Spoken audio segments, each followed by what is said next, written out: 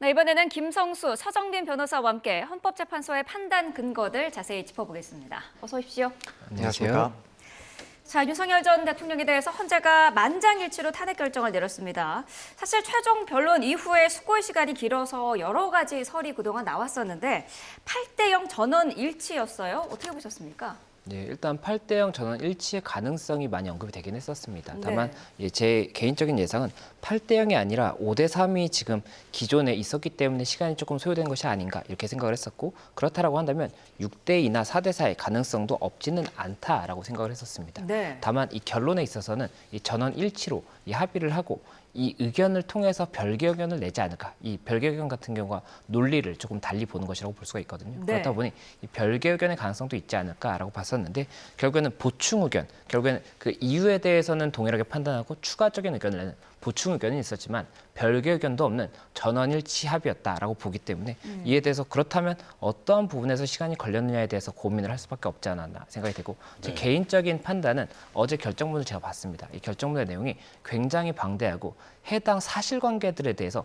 굉장히 자세하고 신중하게 판단을 했더라고요. 그렇다 네. 보니 이 여러 가지 수사 기록이라든지 이런 것들을 검토하는 시간이 많이 소요된 것이 아닌가 이렇게 판단을 했던 사안이었던 것 같습니다. 네. 방금 말씀해 주신 것처럼 탄핵 심판 결정문이 이번에 114쪽에 달했습니다. 전 노무현 전 대통령이나 박근혜 전 대통령 사례와 비교하면 굉장히 분량이 늘어나는 모습이었는데, 뭐 이런 요인이 이번에 좀 헌재 수기가 길어진 배경으로 변호사님께서도 보시나요? 네, 저는 개인적으로 그렇게 생각을 하고 있습니다. 일단 말씀하신 것처럼 이 결정문이 상당히 분량이 많습니다. 그리고 그만큼 자세한 내용을 사실관계를 확정하면서도 기재를 했었고, 또 다양한 논거들도 설치를 했습니다. 그리고 이제 보충 의견들도 포함이 되어 있었고요.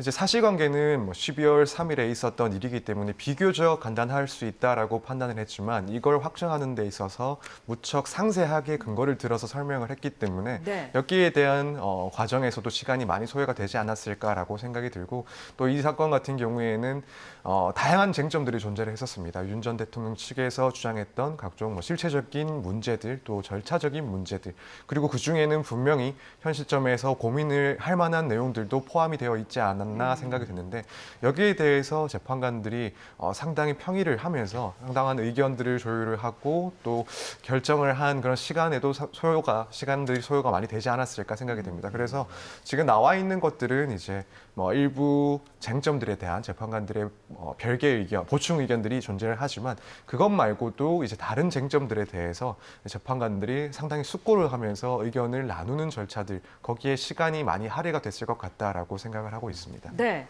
주문을 먼저 읽게 될지 아니면 이유를 먼저 설명할지에 대한 관심도 있었는데 어제 보니까 적법 요건에 대한 설명이 먼저 나왔더라고요. 이건 어떤 의도였을까요? 예, 일단 이 주문을 먼저 읽게 될지 이유를 먼저 읽게 될지에 따라서 이 전원일치 여부를 판단할 수 있다라는 이야기가 나왔기 때문에 네. 그 부분에 대해서 관심을 받았던 것 같습니다. 다만 이 박근혜 전 대통령이나 노무현 전 대통령 사건 같은 경우에는 이 보충 의견이 있다고 하더라도 이 주문이 제일 마지막에 읽혔기 때문에 네. 아무래도 주문이 가장 마지막에 읽히지 않겠느냐 이렇게 봤던 것이고, 그리고 실제로 전원일치였기 때문에 더 주문이 마지막으로 이제 정리가 됐던 것으로 보이긴 하는데, 이 주문을 마지막으로 읽고 그렇게 된다고 하면 이유를 설치를 하게 되는 겁니다. 그런데 이 이유 같은 경우에는 적법 요건에 관한 판단을 가장 먼저 할 수밖에 없습니다. 왜냐하면 이 적법 요건에 대한 판단에서 흠결이 있다라고 한다면 이것은 각하가 될 수가 있기 때문에 네. 그러면 본안의 판단까지 나갈 필요가 없거든요. 그렇다 보니 적법 요건에 대한 판단을 했었고, 이 과정에서 이 법사위의 조사의 절차 흠결이라든지 이 고도의 통치행위이기 때문에 계엄 선포 자체가 이것이 사법심사의 가능성이 없다라는 주장이라든지, 또 이 탄핵안을 이 반복해서 발의한 것이 이 일사부재의 원칙에 반한다는 이런 부분들에 대해서 각각의 판단을 함으로써 적법 요건에 대해서는 그 문제가 없다라고 판단했던 부분이 가장 먼저 설치가 됐던 그런 상황이었습니다. 네. 윤 전 대통령 측에서는 탄핵소추 사유에서 내란죄가 철회된 거를 문제를 삼았었잖아요. 근데 재판관들은 적법 요건 살펴볼 때 적법하다라고 판단을 내렸습니다. 이 내란죄에 논란됐던 부분을 헌법재판관들이 좀 깔끔하게 정리를 했다고 봐야 될까요? 네, 그렇습니다. 사실 이 부분 상당히 중요한, 그리고 상당히 심각하게 다투어졌던 쟁점 중에 하나였습니다. 네. 이 헌법재판소에서는 여기에 대해 판단을 하면서 결국 소추 사유를 바꾼 것이냐, 아니면 적용 법 규정을 바꾼 것이냐, 이걸 좀 차이를 두고 판단을 했습니다. 그래서 일단 첫 번째로는 국회에서 일단 소추안이 의결되고 나서 이후에 추가적으로 소추 사유를 추가했다 혹은 동일성이 인정되지 않을 정도로 소추 사유를 변경했다라고 하는 것은 결국 재의결이 필요한 절차인데 네. 그것과는 별개로 적용하는 법 규정을 바꿨다라는 부분은 충분히 가능하다는 겁니다. 왜냐하면 헌법재판소에서 어떤 법 규정을 적용할지에 대해서는 헌법재판소의 영역이지 국회에서 이 부분을 바꿨다 하더라도 문제가 되지 않는다는 거죠. 네. 그렇다면 지금 이 탄핵심판 사건에서 결국 바뀐 것은 소추 사유가 아니라 적용 법조문이다. 이 내란죄를 적용해야 된다, 말해야 된다. 이 부분이 바뀐 것이기 때문에 사실관계에 대해서는 변동이 없다. 따라서 이 부분은 국회의 재의결이 필요하지 않기 때문에 적법 요건에 있어서도 문제가 없다라고 판단을 해서 정리를 했습니다. 네. 자, 탄핵소추 사유별로 헌재가 어떻게 판단했는지 짚어보도록 하겠습니다.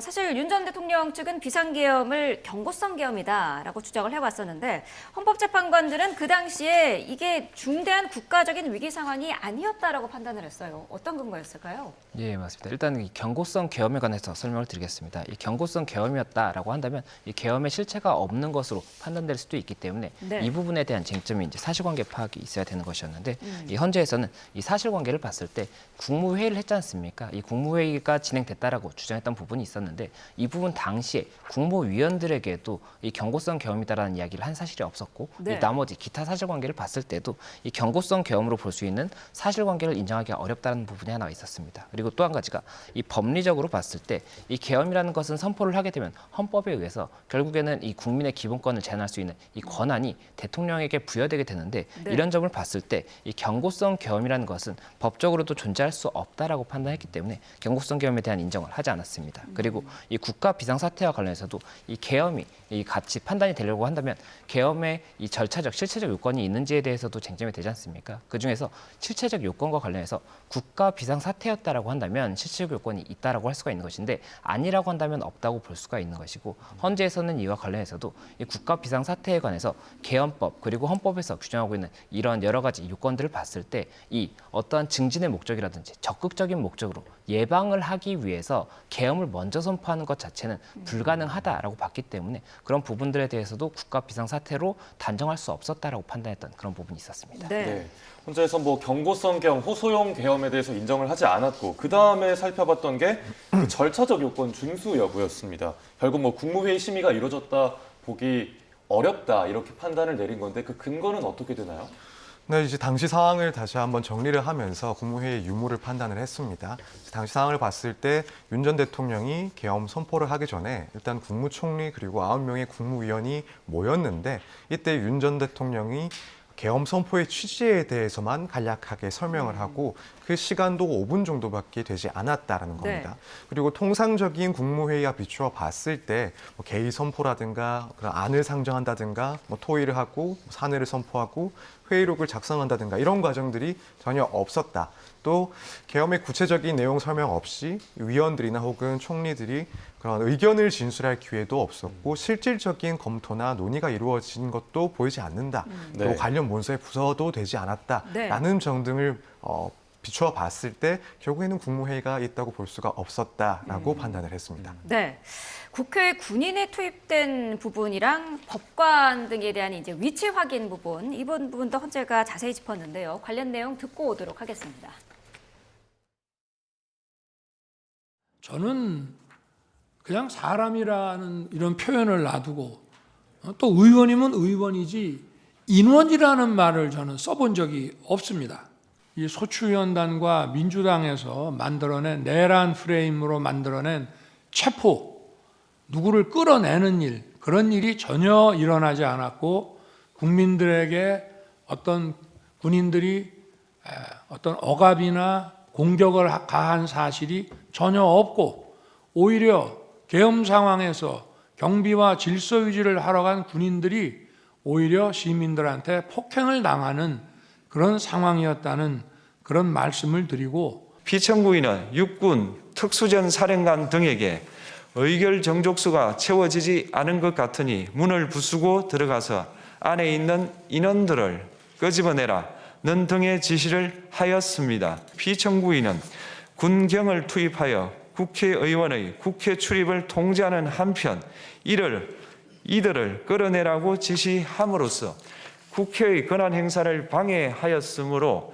국회에 계엄 해제 요구권을 부여한 헌법 조항을 위반하였고 국회의원의 심의 표결권, 불체포 특권을 침해하였습니다. 피청구인은 필요시 체포할 목적으로 행해진 위치 확인 시도에 관여하였는데 그 대상에는 퇴임한 지 얼마 되지 않은 전 대법원장 및 전 대법관도 포함되어 있었습니다. 이는 현직 법관들로 하여금 언제든지 행정부에 의한 체포 대상이 될 수 있다는 압력을 받게 함으로 사법권의 독립을 침해한 것입니다.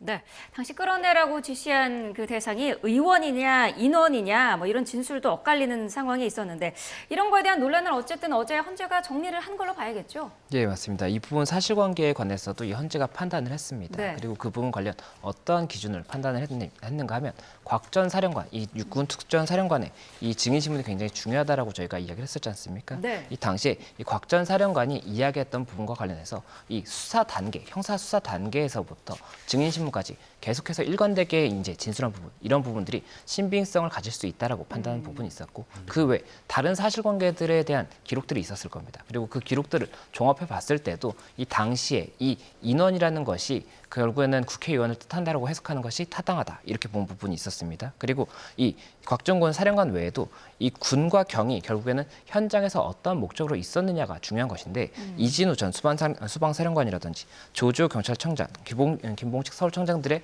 진술 그리고 또 이와 관련한 관계자들의 진술들을 다 종합해 봤을 때 결국에는 군과 경이 현장에 있었던 목적 자체가 윤석열 대통령 측이 주장하는 사실관계보다는 국회 측이 주장하고 있는 국회 기능 마비 시도에 가깝다 이렇게 판단했기 때문에 이 사실관계에 대해서도 굉장히 자세하게 판단했다 이렇게 말씀드릴 수 있을 것 같습니다. 네.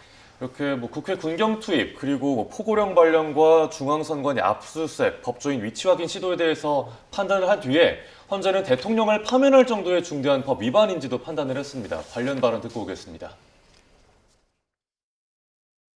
이번 그 사건을 보면은 실제 아무런 일도 일어나지 않았는데 뭐 지시를 했니, 지시를 받았니, 뭐 이런 얘기들이 마치 그 어떤 호수 위에 떠 있는 무슨 달그림자 같은 거를 쫓아가는 그런 느낌을 좀 많이 받았고요.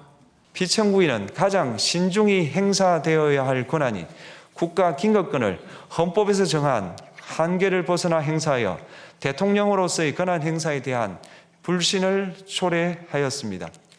피청구인은 헌법과 법률을 위반하여 이 사건 계엄을 선포함으로써 국가 긴급권 남용의 역사를 재현하여 국민을 충격에 빠뜨리고 사회, 경제, 정치, 외교 전 분야의 혼란을 야기하였습니다. 피청구인의 위법 행위는 국민의 신임을 배반한 것으로 헌법 소호의 관점에서 용납될 수 없는 중대한 법 위반 행위에 해당합니다. 피청구인의 법 위반 행위가 헌법 질서에 미친 부정적 영향과 파급 효과가 중대하므로 피청구인을 파면함으로써 얻는 헌법 소호의 이익이 대통령 파면에 따르는 국가적 손실을 압도할 정도로 크다고 인정됩니다. 네, 방금 들으신 문영배 헌법재판소장 권한대행의 발언이 이제 선고문의 후반부였습니다. 결국 법 위반 행위가 파면할 정도로 중대하다고 봤던 건데 이렇게 중대하다고 본 이유를 좀 간추려서 정리해 주실까요? 네, 일단 윤 전 대통령 측에서 이 중대성과 관련해서 주장을 했던 내용 중에 하나가 당시 계엄이 유지됐던 그 시간이 그렇게 짧았으니까 이건 위반이 중대하지 않다라는 주장을 했었습니다. 근데 여기에 대해서 일단 헌법재판소에서는 당시에 이제 계엄이 짧게 동안 유지가 된 것은 결국 국민의 덕이었고 또 한편으로는 소극적으로 저항했던 군의 덕이었다라는 점을 짚어서 이 뭐 시간이 짧았다라는 점은 중대성 판단에 있어서 의미가 없다라는 일단 판단을 했습니다. 네. 그러면서 결국 윤 전 대통령이 침해한 것들이 무엇이냐? 이 국회의 헌법상 권한을 침해를 했고 또 민주주의를 침해를 했고 헌법상의 통치 구조를 무시했다. 한편으로는 국민들에 대해서는 포고령을 통해서 광범위하게 기본권을 제한을 했다. 결국에는 헌법 질서를 침해한 것이고 민주공화국의 안정성에 대해서 심각한 위해를 가했다라고 판단했습니다. 그렇다면 이것들을 종합했을 때 결국 대통령으로서 국민이 가지고 있던 그 신임을 배반을 한 것이고 사회 전체적인 영역에서 혼란을 초래해서 책무를 져버렸던 것이기 때문에 윤 대통령을 파면하는 것이 헌법 수호의 관점에서 압도적으로 이익이다라는 판단으로 결국 그 중대성을 상당하게 심각하게 보고 파면에 이르게 되었습니다. 네, 어제 헌재는 또 윤석열 전 대통령이 실현했어야 하는 어떤 방안이랄까요? 그런 것도 제시를 했더라고요. 예, 맞습니다. 이 결론 부분에서 이제 명시가 되어 있습니다. 네. 이 헌재에서 봤을 때 피청구인이 취임한 이래 국회와 굉장히 여러 가지 마찰이 있었던 것은 이제 사실로 인정이 된다라고 봤었고, 그리고 그 과정에서 이 행정부의 수반으로서 피청구인, 결국에는 윤 대통령이 어떠한 의무감을 가졌을 것으로 보는 것도 이 정치적 판단이기 때문에 가능한 부분이다라고 봅니다. 다만 이에 대해서 이것을 해소하기 위해서는 이 민주주의의 절차 내에서 이 부분을 해소할 수 있도록 노력했어야 되고, 또 한 가지가 이 헌법상의 가치 안에서 해소할 수 있도록 했어야 되는 것인데 이것을 위반한 것으로 보이는 부분이 있기 때문에 네. 결국에는 이 탄핵의 선고가 이루어졌다라고 판단을 하면서 이와 관련해서 이런 민주주의의 절차를 통한 이런 부분의 방법을 강구했어야 한다라고 명시했던 부분이 있었습니다. 네. 그럼 이번 탄핵 심판으로 재확인된 대통령의 헌법수 의무 내용도 방금 말씀해주신 민주적인 절차를 지키는 이런 내용과 연관이 된다고 봐야 될까요? 예, 맞습니다. 결국에는 이 대통령의 권한도 헌법의 근거에서 나온 권한이라고 볼 수가 있습니다. 그렇기 때문에 이 헌법상의 권한을 행사하는 범위 내에서 이 부분에 대해서 어떻게 이 문제를 해결할 것인지에 대해서 고심을 해봤어야 되는 것이지, 그것이 이 계엄이라는 이 국가 긴급권의 발동을 통해서 하는 것은 적절하지 않다라고 봤던 것이 어제의 헌재의 판단이었기 때문에 이에 대해서는 이 부분 헌법상 그리고 민주주의의 가치에 대해서 다시 한번 설치하고 이에 대해서 다시 한번 생각해 보게 되는 그런 판단이 아니었나 생각이 됩니다. 네. 어제 반대 의견은 없었는데요. 5명의 재판관의 보충 의견은 있었습니다. 박근혜 전 대통령 파면 때와 비교해도 보충 의견이 늘어난 그런 상황이었는데 이 보충 의견이 많다는 것은 어떤 의미입니까? 네, 이 보충 의견이라는 것은 결론과 이유에 있어서 다른 재판들과 동일한 의견이다라는 것을 전제를 하고 네. 다만 말 그대로 내가 추가적으로 의견을 내고 싶은 부분들이 적혀 있는 겁니다. 지금 이 보충 의견들의 그 쟁점은 하나는 전문 법칙의 적용 기준이라든가 또 하나는 일사부재의 원칙과 관련된 입법 과제와 같은 그런 내용들이 포함되어 있습니다. 네. 그래서 지금까지는 이런 부분들에 대해서 문제를 삼아서 헌법재판에 실질적인 그런 문제가 있다라는 것은 아니지만 앞으로는 이런 부분들에 대해서 어떻게 판단을 하는 것이 좋을지 여기에 대해서 논의를 제기를 한 것이라고 보면 됩니다. 그래서 네. 지금 이 탄핵 심판 사건에서 어쨌든 이 보충 의견이 나온 쟁점들에 대해서는 앞으로 재판관들이나 혹은 입법부에서 고민을 해볼 만한 문제인 것이다라는 점을 지적했다라는 점에서 조금 의미가 남다르지 않나 이렇게 생각이 됩니다. 네. 지금 계속 그래픽으로 띄워드렸었는데 이 전문 법칙을 완화 또는 엄격히 적용해야 한다는 부분에 대해서 2명의 재판관들, 총 4명의 의견이 엇갈렸습니다. 근데 전문 법칙을 완화 또는 엄격하게 적용한다는 게 어떤 의미인가요? 예, 이 전문 법칙이라는 것이 이 조서와 관련한 부분이고, 전문이라는 것은 내가 직접 경험한 것이 아니라 내가 누구로부터 이런 이야기를 들었다라는 것이 전문이라고 할 수가 있습니다. 그러면 이런 전문 내용에 대해서 진술이 있는 이런 부분들에 대해서 형사소송에서 어떻게 증거로서 인정할 것인지에 대한 요건이 있습니다. 네. 그리고 그 요건을 판단하는 기준이 결국엔 전문 법칙이라고 할 수가 있는 것인데, 이 헌법재판소 법을 보면 헌법재판소의 탄핵 심판 사건 같은 경우에는 이 부분에 대해서 명시적으로 헌법재판소 법에 규정이 있는 것이 아니라 형사소송법을 준용한다라고 되어 있기 때문에, 그렇다라고 한다면 이 형사사건의 수사 기록을 헌재에서 받아서 사실관계 판단에 사용을 했지 않습니까? 네. 그러면 거기서 어디까지를 증거 능력을 인정할 수 있을지에 대해서 결국에는 형사소송법상의 증거 법칙을 어디까지 그대로 준용할 것인지를 판단을 해야 되는 부분이었고, 이에 대해서 이 헌법재판소에서는 조금은 완화된 기준을 적용할 수 있다라고 판단을 했었던 부분이 있었기 때문에 네. 이에 대해서 일단은 사실관계 인정에 있어서는 일부 완화된 부분이 적용된 것이 아닌가 생각이 되고, 다만 이에 대해서 보충 의견으로 이 각 재판관들이 이미선, 김영두 재판관은 완화 적용할 수 있다라는 것에 대한 보충 의견을 추가로 제시를 했었고, 그리고 김복형, 조한찬 재판관 같은 경우에는 이 부분에 대해서 이 향후에는 이 형사소송법상의 이 조서의 인정과 같이 조금 더 엄격히 봐야 되는 부분이 있다라는 의견을 냈기 때문에 이에 대해서도 일단 여러 가지 의견이 있었던 것이 확인되었다라고 말씀드릴 수가 있는 것 같습니다. 이렇게 그 두 갈래로 갈리는 보충적인 의견에 간의 그 대치랄까요? 그런 부분 때문에 선고가 지연된 그런 원인 중에 하나로도 볼 수 있을까요? 예, 만약 이 부분에 대해서 첨예한 다툼이 있었다라고 한다면 이것이 이 소요가 되는 사유가 됐을 수는 있습니다. 왜냐하면 이 부분에 대해서 이 형사소송상의 이 증거 능력이 중요한 이유는 해당 자료를 증거로서 사용할 수 있는지에 따라서 사실관계 자체의 인정이 달라질 수가 있습니다. 그렇다 보니 사실관계의 이 판단이 굉장히 중요한 부분으로 보이는 부분이 있었기 때문에 그 과정에서 이 어디까지 증거 능력을 인정할지 이 부분에 대한 논의가 있었을 것이고 그 과정에서 이 윤 대통령 측에서도 이 전문 법칙과 관련한 부분에 대해서 이 소송 진행 중에서도 여러 가지로 의견을 개진을 했었기 때문에 이에 대해서 재판관 간에도 여러 가지 의견을 나누는 과정을 통해서 결국 시간이 조금 더 소요됐을 수 있었다 이런 이야기는 나올 수 있을 것 같습니다. 네. 네. 그리고 헌재가 국회 탄핵소추가 소추권 남용이라는 윤 전 대통령 측의 주장을 받아들이지 않았습니다. 이거는 어떻게 해석하면 될까요?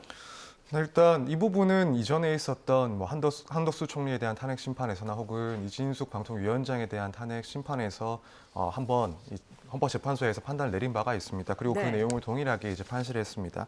일단 이 탄핵소추 의결 자체가 법적인 절차들을 준수해서 이루어졌다. 그리고 이런 위반 문제에 대해서 일정 수준 이상 소명이 되었기 때문에 설사 이제 이런 문제들, 뭐 기타 문제들 혹은 뭐 정치적인 그런 문제들이 복합적으로 연결되어 있다 하더라도 이런 점들만으로는 탄핵소추권이 남용이 되었다고 볼 수가 없다라는 점을 다시 한번 이제 짚으면서 마찬가지로 이 부분 때문에 뭐 부적법하다라는 주장은 받아들여지지가 않았습니다. 네.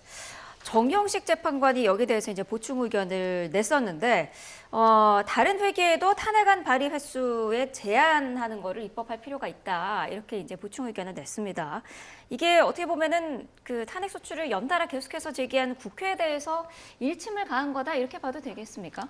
네, 저도 조금 그렇게 해석을 하는 것이 뭐 맞지 않을까라고 생각이 듭니다. 네. 이제 일사부재의 원칙이라는 것은 같은 회기 동안 한번 안건으로 상정이 됐던 그런 안에 대해서는 뭐 부결됐을 때 다시 한번 심사를 하지 못하는 그런 규정을 두고 있는 것을 말합니다. 네. 다만 이제 이 규정의 취지는 결국에는 한 회기 동안 반복해서 법안이 뭐 통과되지 못했다가 다시 상정을 하게 되는 이런 것들을 방지하기 위해서인데 네. 탄핵소추 안에서도 마찬가지라는 겁니다. 그런데 짧은 회기로 가져가면서 여러 번 아무런 뭐 사정 변경이 없음에도 불구하고 이런 소추안들이 반복해서 뭐 부결되고 또다시 상정되는 그런 것들 역시도 막아야 되지 않겠느냐. 이것 역시 문제가 있는 것 아니냐. 네. 그렇기 때문에 지금 규정상으로는 아무 문제가 없지만 결국 이런 문제는 예를 들어 뭐 정당에서 그런 정쟁의 도구로도 활용될 수 있다라는 점들을 지적을 하면서 이제 다른 회기에서 같은 건으로 소추안을 제기할 때는 그 횟수에 제한을 두는 등의 규정을 입법부에서 조금 고민을 해야 되는 것 아닌가라는 판단을 했습니다. 결국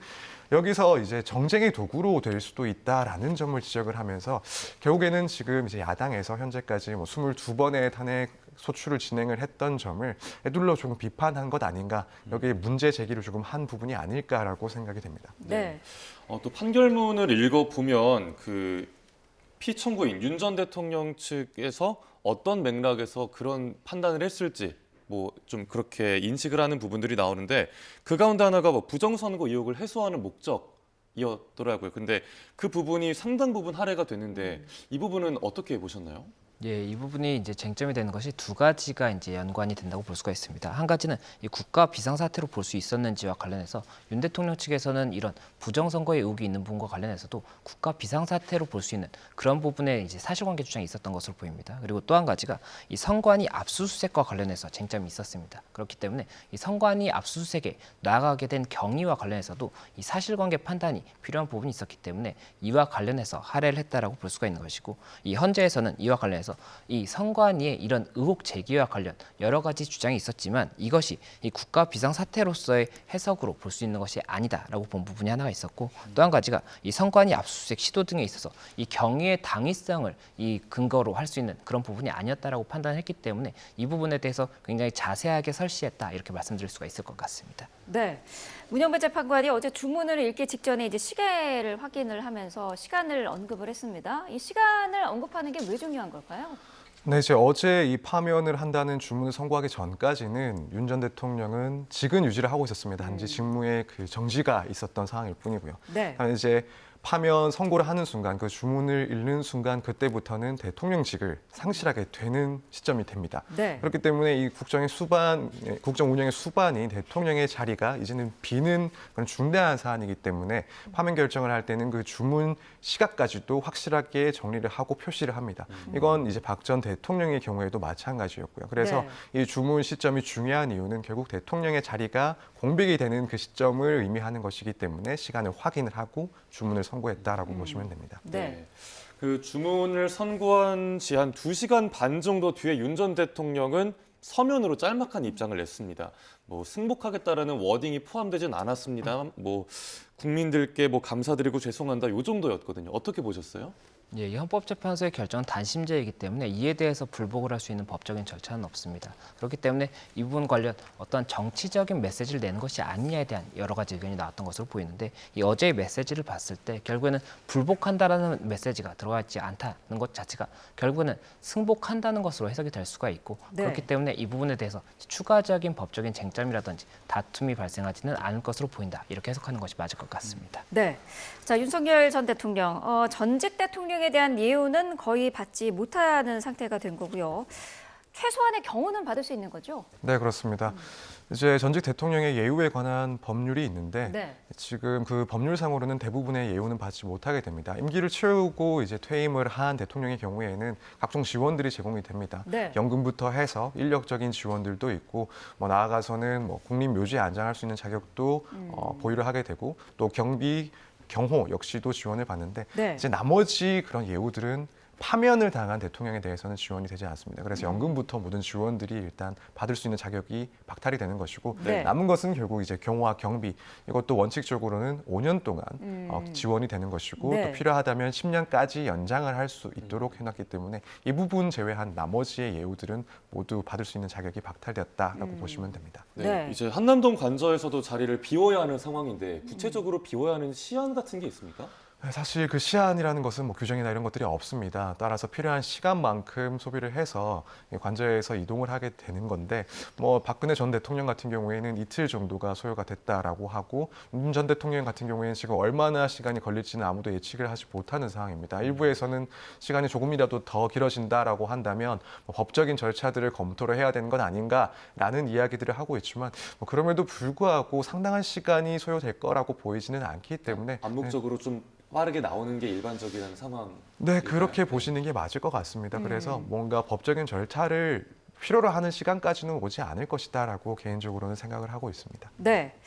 자, 이제 조기 대선이 치러져야 하는 상황이 됐는데요. 60일 이내에 이제 후임자를 뽑아야 된다라는 규정이 돼 있지 않습니까? 근데 어쨌든 이거는 최대한의 그런 그 날짜인 거고 결정은 그 권한대행이 하는 거죠. 예, 맞습니다. 헌법에 명시가 되어 있습니다. 이 판결 기타 사유로 대통령의 직에 이제 그 공백이 생겼을 때는 그때는 60일 이내 후임자를 선거한다라고 명시가 되어 있기 때문에 네. 그렇다라고 한다면 60일 이내에 어느 날을 할지에 대해서는 한덕수 권한 대행이 아무래도 선관위와 협의할 부분이 아닌가 생각이 되고 이 박근혜 전 대통령 사례 같은 경우에는 박근혜 전 대통령의 이 탄핵 선고일로부터 60일을 꽉 채워서 선고일이 지정이 됐었기 때문에 네. 만약에 그러한 전례와 동일하게 진행을 한다라고 하면 6월 3일이 되지 않겠느냐라는 이야기가 나오는 것 같습니다. 네. 알겠습니다. 오늘 말씀 여기까지 듣겠습니다. 김상수 서정빈 변호사와 함께 헌법재판소의 윤석열 전 대통령 탄핵 심판 선고 쟁점들 짚어봤습니다. 고맙습니다. 고맙습니다.